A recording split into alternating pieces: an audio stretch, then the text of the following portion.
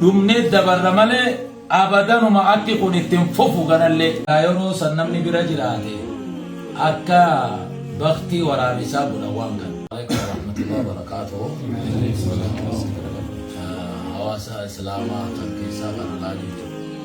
Wanni amma harka keenyatti agartan gurraachi dibaa fakkaatu kuni kitaaba guba. Kan kitaaba kana gube orma waaqeffataa jedhanii shakkii takka malee jechuudha. Qabri ummata islaamatti dhiibbannee owwaalamnu malee jechuudhaan islaamummaa kanaa oli buqqifna jechuudhaan tuni arabatti nurraa agaltu waan arabaati jechuudhaan osoo namni quban qabne ta'e malee silaa namni duguugama. Eessa jirtan jechuun keessanni mala namni dhugaadha biyya tokko keessa jiru nagayama jira je'eetuma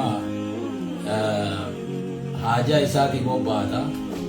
Mutaallimni kunis iidarra jiran mana cufanii iidaaf wal bira jiran bakka isaa wal bira jiranii mana keessatti banziinni naqamee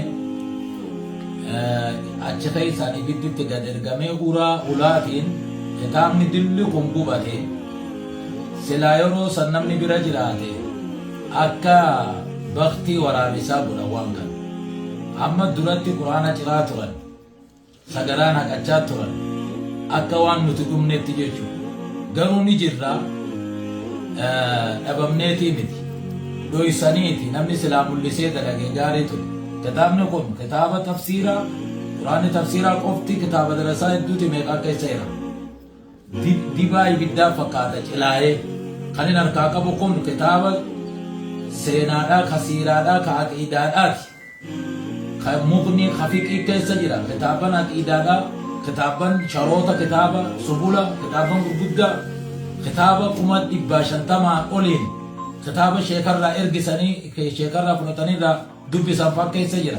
Aalamni kitaabaa kun dhuguma banziilli itti naqanii kacileesses bakka itti gubames ni agartan. Kanaaf kun ammoo wanni akkana jennuuf mootummaan waan kana beekuudha qabaadha. Rakkoon tun lubbuu namaa fuutee dabruun isii ifa kun rakkoon akkanaa dhufee nuti jechiirrallee jiraatuun feenu.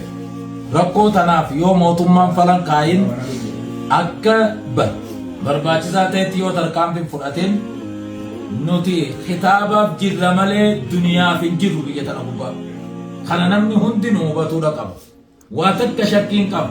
Naman tuyinuu nama nutuq immoo mootummaan ni himna mootummaan humna qabu saniin tarkaanfii fudhatuu baannaan dhumnee dabarra malee abadanuma akki kun ittiin fufu ganallee.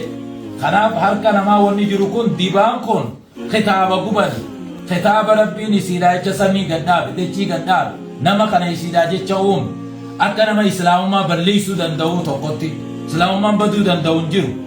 Islaamummaan itti fufa ganallee. Kanaaf kuni rakkoo hamaadhaa.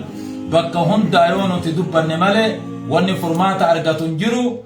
Rakkoon kitaaba kan walii qabanii guban kun nama maktabaa gube amma kitaabni kun maktabaa ummata islaamaa gube.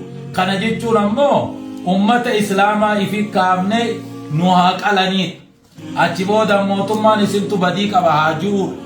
Kaayyoon kun akka kan waan isaan duba jirullee hin beeku san namni qoratu haa qoratu. Kanaaf kun nuti wanni irraa dubbannu amantaa keenya. Amantaa keenyaaf arras borus ni jirra wanni fedhe santu dhufa malee jechuudha.